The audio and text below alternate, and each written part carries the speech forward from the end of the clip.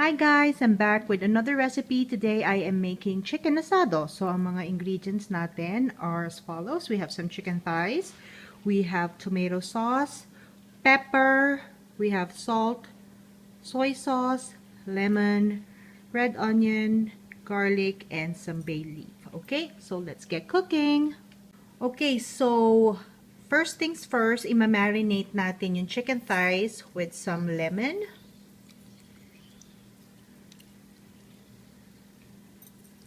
I'm gonna add in some pepper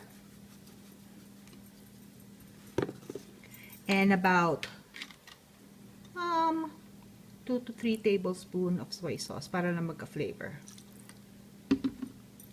And then we'll mix.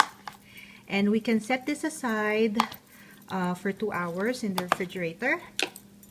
And then we'll continue with our cooking.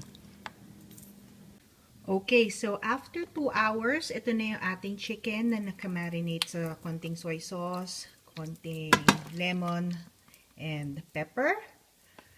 We're also gonna add our onion, garlic, and bay leaf. Para lang tayo nag-aadobo, guys, okay? And then 1/2 or 1/4 to 1/2 cup of soy sauce and a little water. And then we'll cover this and let it boil and let the chicken cook. And then we'll add other ingredients later. Okay guys, so nakalimutan kong i-mention na every time I cook adobo, I add in a few tablespoons of fish sauce and of course sugar to balance out the flavor. Okay, and then we'll mix them all together and then we'll cover this until the chicken is cooked.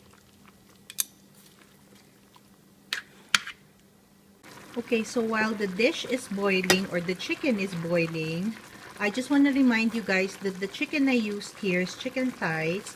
But then if this is not available for you, you could use drumstick, chicken breast, or even chicken wings. Or you could actually do this dish with pork as well.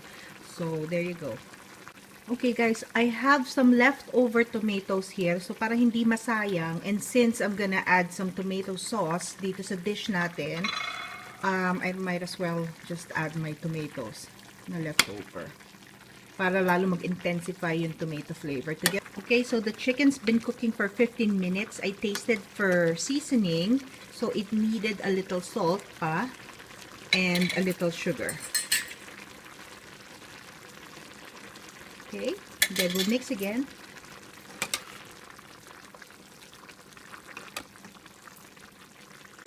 Okay, so guys, luto na yung ating chicken. Now, I can start adding tomato sauce. Siguro mga 1/4 cup munang ilalagay ko. Okay.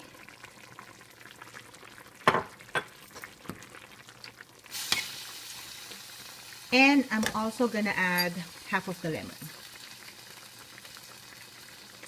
Okay guys, so at the end of the dish, maglalagay lang ako ng 1 tablespoon of butter para yung consistency niya creamier. But other than that, guys, this is my chicken asado. I hope you give this a try and please let me know what you think. Thank you.